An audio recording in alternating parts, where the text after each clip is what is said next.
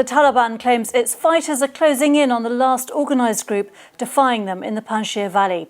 Anti-Taliban groups based there say they are holding their own in the clashes. The US Secretary of State Antony Blinken is due to hold talks in Qatar and later in Germany to discuss how to respond to the Taliban takeover. Meanwhile, the powerful head of Pakistan's military intelligence has flown into Kabul for a one-day visit. New Zealand's Prime Minister Jacinda Ardern says the man who carried out a terror attack in Auckland had previously been convicted of extremist offences and is suspected of trying to travel to Syria 4 years ago. The tennis star Naomi Osaka says she's taking an indefinite break from the game after throwing her racket in a shock defeat in the US Open. Those are the headlines on BBC World News. Let's switch gears now. Defending U.S. Open champ Naomi Osaka suffered a surprise defeat overnight, losing her composure and the match in front of a crowd at Arthur Ashe Stadium. And now she's talking about taking another break from competition. Janae Norman has the story. Overnight, a tough loss for Naomi Osaka at the U.S. Open. Her frustration on full display before delivering this stunning admission during an emotionally charged press conference. I honestly don't know when I'm going to play my next tennis match. I think I'm going to take a break from playing for a while. Osaka's decision coming after a grueling 3-set defeat in the third round at the U.S. Open against teenager Leylah Annie Fernandez. The tennis superstar seen slamming her racket to the ground. Now she says she needs a break from the pressures of the sport. When I win, I don't feel happy. I feel more like a relief. And then when I lose, I feel very sad. And I don't think that's normal. Osaka's struggles with mental health dates back to 2018 when she was victorious at the U.S. Open, withdrawing from Roland Garros in May. The tennis player telling Times Magazine in July, "I communicated that I wanted to skip press conferences at Roland Garros to exercise self-care and preservation of my mental health. I stand by that. Athletes are humans. Perhaps we should give athletes the right to take a mental break from media scrutiny on a rare occasion without being subject to strict sanctions." Her U.S. Open loss marks Osaka's first competition since the Summer Olympic Games when she participated in the opening ceremony for Japan, her home country. Now it's unclear what the future holds. And the 23-year-old saying right now tennis isn't fun for her. The announcement now opens questions as to when Osaka will return to the court, even raising the question if she ever will. Guys. All right, Janae, thank you. After Prime Minister Suga Yoshihide's abrupt decision to pull out of his party's presidential election, possible candidates within the main ruling party are gearing up for the race to succeed him. Suga said on Friday that he will not run in the Liberal Democratic Party's next election. He said he wants to focus on tackling coronavirus infections. That means he will step down as Prime Minister when his term as LDP president expires at the end of September. LDP lawmakers sprang into action. The party election is now a race to choose Suga's successor. Former Foreign Minister Kishida Fumio has already declared his intention to run. He met online with prefectural assembly members in Okinawa and asked for their support. Having multiple candidates will liven up debate during the election campaign. This is a precious chance to show that the LDP is a party for the people, and it listens to their voices and offers a wide range of political options. Kono Taro, the minister in charge of vaccine rollout, joined an online fashion event targeting young people. He urged them to get vaccinated. About 1.2 million shots are being administered per day, and there are enough supplies to offer 2 shots to everyone who wants them by early November. I want young people to get vaccinated when they can, so happy days will return. Former Internal Affairs Minister Takaichi Sanae is showing an interest in running. She spent the day preparing the documents required for candidacy. Another former Internal Affairs Minister, Noda Seiko, spent the day calling LDP Diet members to seek support. Noda does not belong to any party faction. Former Defense Minister Ishiba Shigeru was reaching out to other lawmakers to gauge the situation within the party. Campaigning for the LDP presidential election is due to start on September 17th. Voting and vote counting will take place on the 29th. Now, the latest situation in Afghanistan. Western nations and others are stepping up their diplomatic efforts for the country following the U.S. military withdrawal. The Taliban have been making arrangements to form a new government by holding talks involving the group's leaders and senior officials of the former government. British Foreign Minister Dominic Raab visited Pakistan after a stopover in Qatar, where the U.S. and European governments have set up their diplomatic operations to respond to the situation in Afghanistan.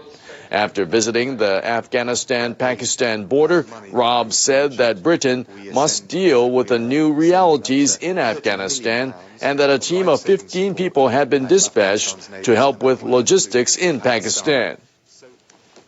That we've got excellent cooperation with our Pakistani partners, and of course what it will rely on is the Taliban to live up to their assurances to continue to allow safe passage from Afghanistan back to the UK for not just British nationals but also the Afghans that worked for us, whether that's via land routes including potentially Pakistan or via the airport in Kabul.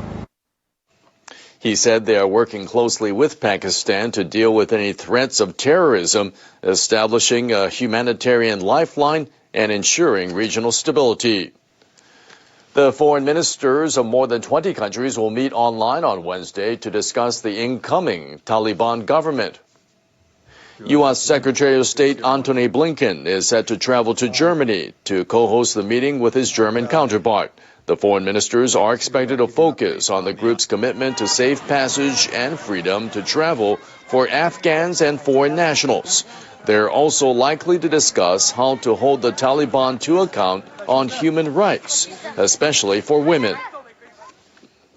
As important as what the government looks like is, more important still is what any government does, and that's what we're really looking at.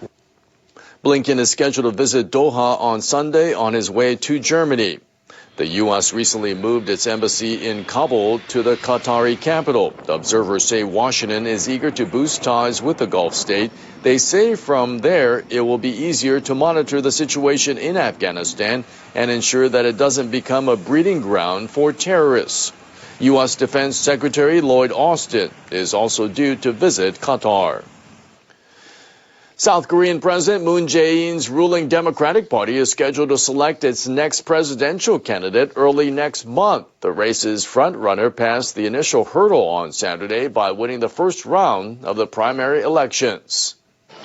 Lee Jae-myung is one of 6 contenders in the Democratic Party's contest. The outcome of the regional primaries will determine who runs in the presidential election next March. Lee Jae-myung is the governor of Gyeonggi Province. He won the first round by earning 54% of the votes that were cast. Former Prime Minister and party leader Lee Na-gyon finished second. He received 27% of the votes. 15 contestants are running in the race to become the main opposition People Power Party's candidate. Former Prosecutor General Yoon So-gyo is among them. He resigned from his position because he was at odds with Moon's administration. The People Power Party is scheduled to choose its candidate in November.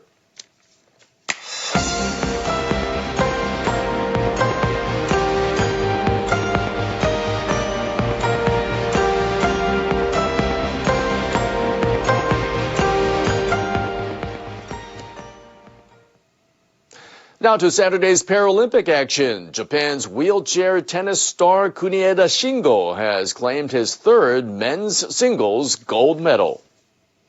Kunieda faced off against the Netherlands' Tom Efberink in the final. The world's #1 player dominated his opponent with accurate and powerful shots. 37-year-old Kunieda won all 5 matches in straight sets. He also won the event in 2008 and 2012. He now has 4 Paralympic golds, including one for doubles in 2004. Japan's wheelchair badminton player Satomi Sarina won the gold in women's singles. The 23-year-old beat Thailand's Sujirat Pukkam by a game count of 2-1 A traffic accident left her with spinal cord injuries when she was a high school student. She won the World Championships just over 2 years after she took up the sport. Badminton made its Paralympic debut at the Tokyo Games. Football superpower Brazil has claimed another title at the Tokyo Paralympics. The country defeated Argentina in the final of the sport for players with visual impairment. 5 players from each squad took to the pitch and played while listening to the sound of bells in the ball. The first half ended scoreless for both teams. But Brazil's Raimundo Mendes broke the deadlock with a goal to lead his country to victory and the country's 5th straight Paralympic gold. Brazil didn't concede a single goal through 5 matches at the Games. In the men's sitting volleyball final, Iran beat the Russian Paralympic Committee. This is the 7th time Iran has won this event. Ace player Morteza Meher Zadzelakjani, who is 2.46 meters tall, dominated the match by scoring a team-high 28 points. Finally, Australian veteran Curtis McGrath has become the first canoe sprinter to win 2 golds in the same games. He lost his legs in a mine blast while serving in Afghanistan as a combat engineer. The 33-year-old won his first gold medal at the Rio Games, where canoeing made its debut. Those were the stories for this hour.